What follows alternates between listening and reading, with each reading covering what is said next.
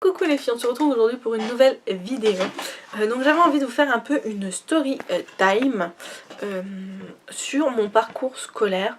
Parce que oui, comme vous le savez, quand on arrive dans les classes supérieures, bon à partir de la 3e, déjà en début d'année on nous demande ce qu'on veut faire plus tard, etc. etc. Et je trouvais que là en ce moment c'est le bon moment pour en parler.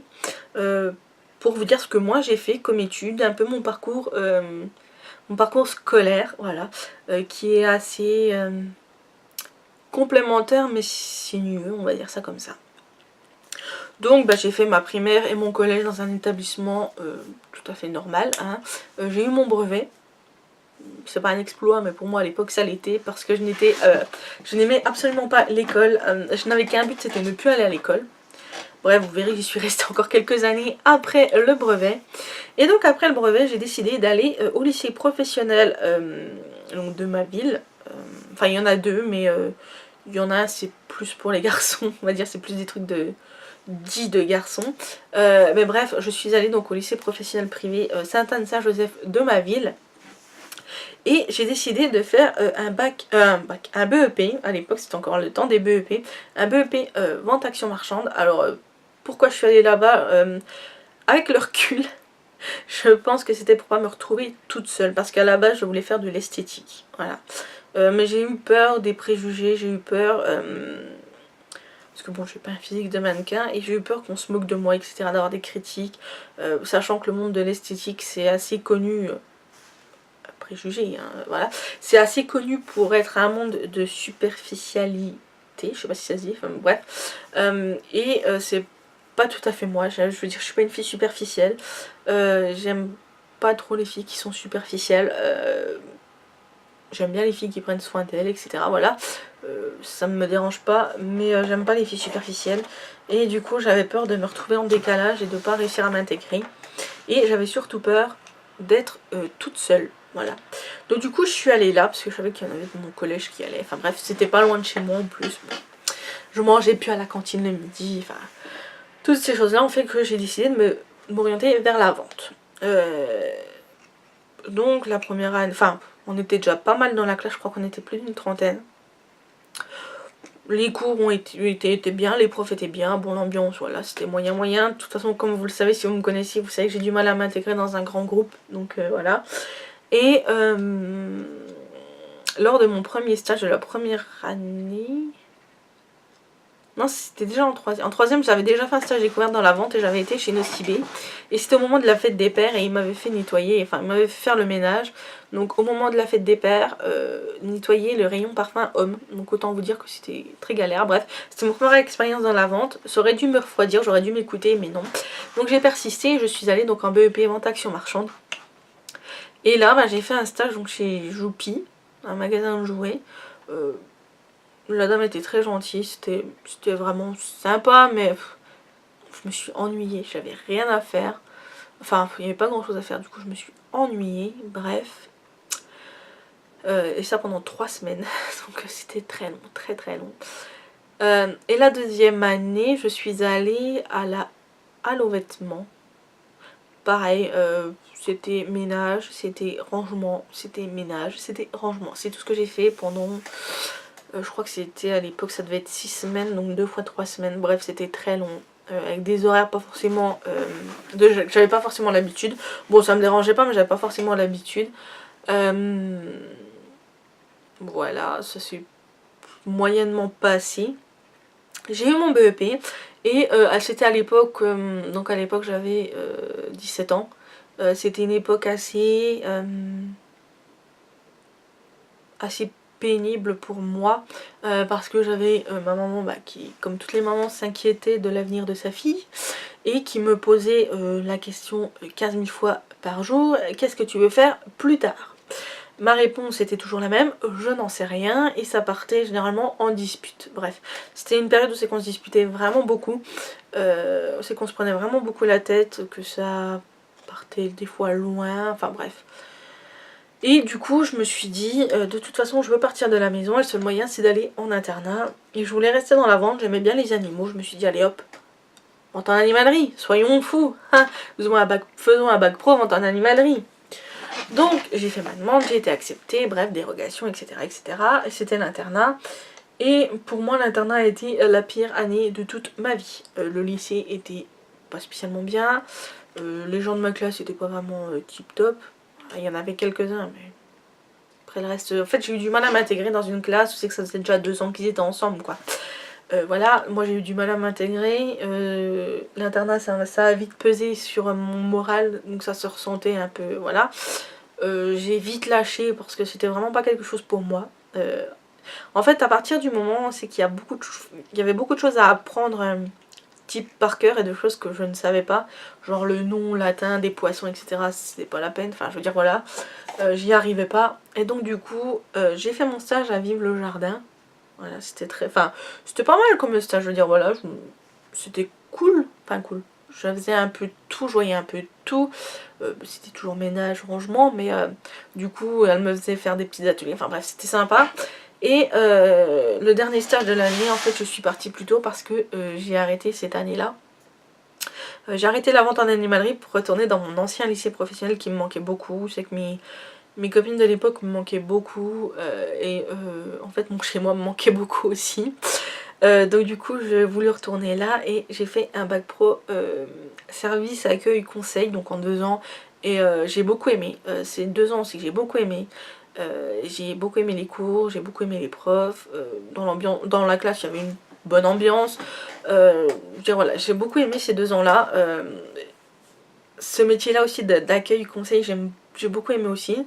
Paradoxalement j'ai fait mes stages à la crèche, voilà, parce que j'aime bien l'accueil, j'aime bien les enfants, donc je me suis dit allez testons la crèche, et j'ai beaucoup aimé. Bon, l'ambiance de crèche c'était pas le tip top, hein, honnêtement, voilà quoi, quand il y a que des femmes qui bossent ça fait tout de suite des embrouilles quoi, enfin... Donc pour un oui, pour un non, on se faisait, voilà quoi, je m'en suis pris plein la figure, c'est vrai, je dois l'avouer, mais ça m'a forgé en même temps. Mais j'ai beaucoup aimé le fait de travailler avec les enfants, d'accueillir les parents. Encore le téléphone, décidément ce matin, ça n'arrête pas. Bref, j'en étais ouf. Oui, donc j'ai beaucoup aimé ce stage à la crèche malgré tout, j'ai beaucoup aimé le contact avec les enfants, j'ai beaucoup aimé faire des activités, j'ai beaucoup aimé m'occuper d'eux. Et j'ai fait mes 2 ans de stage là-bas. Et c'est vrai que ça a été... je crois que ça a été un des meilleurs stages que j'ai fait de ma vie. Pour vous dire. J'ai beaucoup aimé. Vraiment beaucoup aimé. Pareil, j'ai fait mon premier stage au relais assistante maternelle aussi, accueil enfants-parents. Et pareil, ça a été un très bon stage là par contre. J'ai beaucoup apprécié, vraiment vraiment. Et c'est un monde qui m'est resté dans la tête en fait, le monde de la petite enfance. Mais j'ai eu peur de me lancer, je pense, à l'époque. En fait, si vous préférez, moi je suis le genre de personne qui, dès qu'elle a peur de... Enfin, j'ai peur de l'échec. En fait, pour moi, l'échec n'est pas envisageable. Et dès que je pense que quelque chose, je vais échouer dans quelque chose, je ne me lance pas. Et du coup, ça me ferme pas mal de portes. Ça m'a fermé pas mal de portes et ça continue encore à m'enfermer. Mais du coup,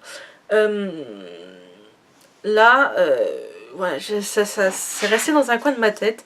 Et donc après ces 2 ans de bac pro, que j'ai eu d'ailleurs, avec la mention, je suis contente. Bref, on s'en fout de la mention, enfin non, on s'en fout pas, mais voilà. Et du coup, après, j'ai... Oh, le pi. Bref, c'est pas grave. Et après, j'ai fait... La fille qui part dans tous les sens. Je n'en peux plus, je suis fatiguée. On est jeudi, c'est l'horreur le jeudi, bref. Et du coup je suis partie après en 2 ans de BTS parce que je me suis dit tu peux pas t'arrêter après le bac, faut quand même faire quelque chose après le bac.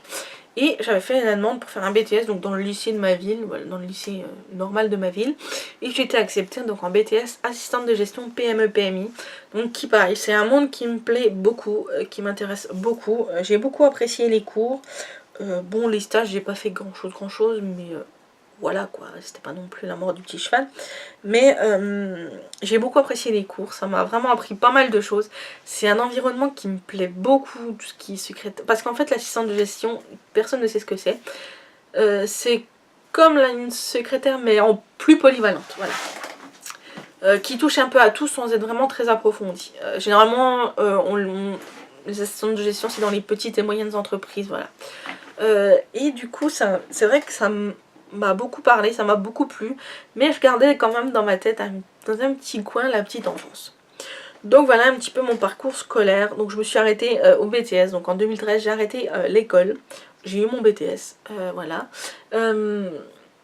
Et depuis, ben, j'ai des projets qui sont dans ma petite tête. Je voulais passer le concours pour être auxiliaire de puériculture. Oui.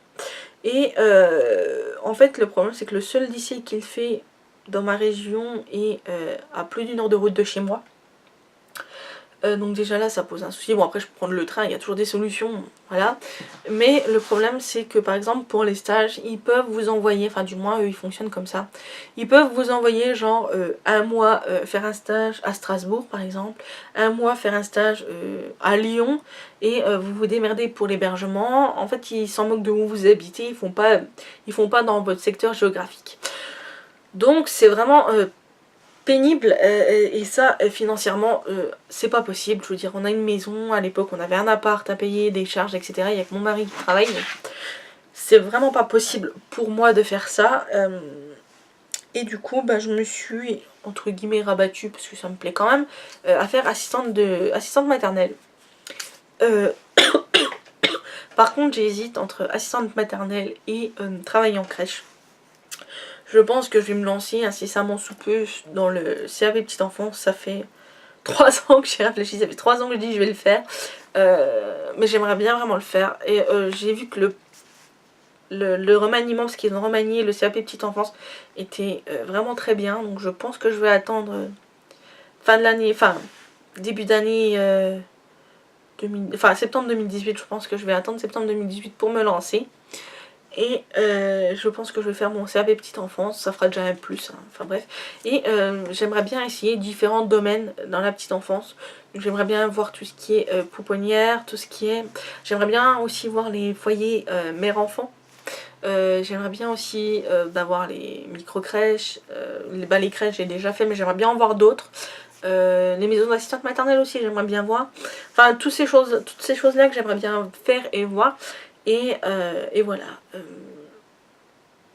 Voilà un petit peu où j'en suis à l'heure actuelle. Donc je profite de ce temps libre. Enfin je veux dire là j'ai une année de libre on va dire. On va partir ça comme ça. Je vais profiter de cette année libre pour me consacrer à YouTube, aux vidéos, à mon blog. Voilà. On verra bien ce que ça donnera. Mais j'aimerais bien voilà, tenter ça. Que ça soit, je vous dis, pour travailler en crèche ou pour travailler à la maison. On verra bien ce qui me plaît. Si peut-être que dans mes stages j'aurai des coups de cœur, je sais pas, je verrai. Et voilà. En même temps, je me dis, j'ai peur de me lancer parce que je pense que quand je vais faire la démarche de chercher un stage, quand on va avoir un trou de 4 ans ou 5 ans, oui, 5 ans, de 5 ans dans mon CV, on va se demander ce que j'ai fait, enfin voilà. Bref, voilà, c'est un peu tout ce que je voulais vous dire. Donc là, s'il pouvait retirer une morale de mon parcours, c'est n'ayez pas peur de faire ce que vous voulez vraiment faire. N'ayez pas peur de vous poser les bonnes questions. N'ayez pas peur de vous retrouver seul dans une branche ou dans un lycée où c'est que vous connaissez personne. Franchement, n'ayez pas peur, ne vous fermez pas des portes. Faites pas comme moi parce qu'après vous regrettez. Qu'est-ce que je peux vous dire d'autre ? Essayez plusieurs choses. Je veux dire, c'est pas parce que vous êtes engagé dans un bac pro vente qu'après vous pourrez pas faire autre chose. Les études, c'est pas parce que qu'on a choisi une voie qu'il faut la suivre. Non, vous pouvez dévier, la route elle est pas toujours toute droite. Il y a des virages, il y a des ronds-points, il y a des tournants. Enfin, et voilà, toutes ces genres de choses. Il y a aussi des embûches, mais on les contourne, on fait autrement. Il y a toujours moyen d'arriver à faire ce qu'on veut faire vraiment au fond de soi. Je vais vous dire, j'ai 26 ans, je sais pas encore tout à fait ce que je veux faire. J'ai des projets, je sais pas si ça me plaira, peut-être que ça ne me plaira pas. Mais peut-être qu'un jour je trouverai ce que je veux faire. Mais il faut tester. J'ai perdu 5 ans, là je vais perdre... Enfin, j'ai déjà perdu 4 ans de ma vie. 5 ans bientôt, hein, puisque je vais attendre... Enfin, je sais pas si je vais attendre, je verrai. Mais voilà, ça va faire... J'ai perdu 5 ans de ma vie à me poser la question de ce que je voulais faire sans jamais rien tenter. Donc maintenant c'est décidé, je vais tenter. je vais tester, ça ne m'engage en rien. Le CAP petite enfance, c'est sûr, ça coûte un peu de sous, mais avec le CNED, voilà. De toute façon, une formation, ça coûtera toujours de l'argent. Le lycée où j'allais, il coûtait de l'argent. Enfin, voilà, les études, ça coûte toujours de l'argent. Mais c'est pas grave. Et si ça me plaît pas, ben, tant pis, je ferai autre chose. Je chercherai autre chose. Je m'orienterai vers autre chose, je ne sais pas.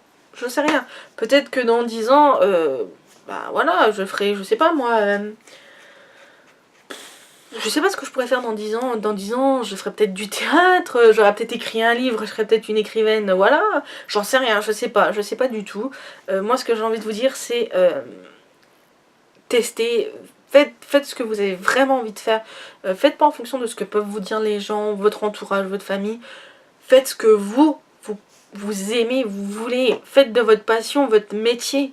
Si vous aimez l'équitation, que vous adorez, que vous vivez que pour ça, orientez-vous peut-être dans ce domaine, ou alors gardez ce domaine et en tant qu'occupation et trouvez un métier qui s'en rapproche.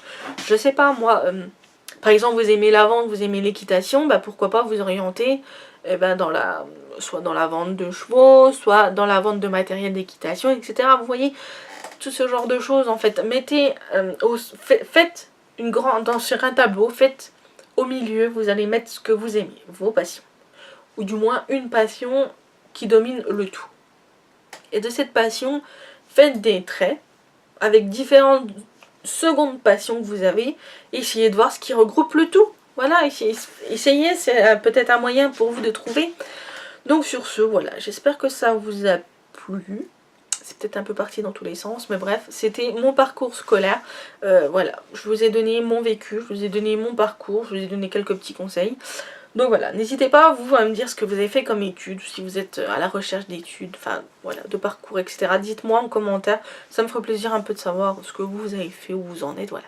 Donc sur ce, je vous dis à très bientôt pour une prochaine vidéo. J'espère que ça vous a plu et je vous fais des gros bisous. Bisous bisous.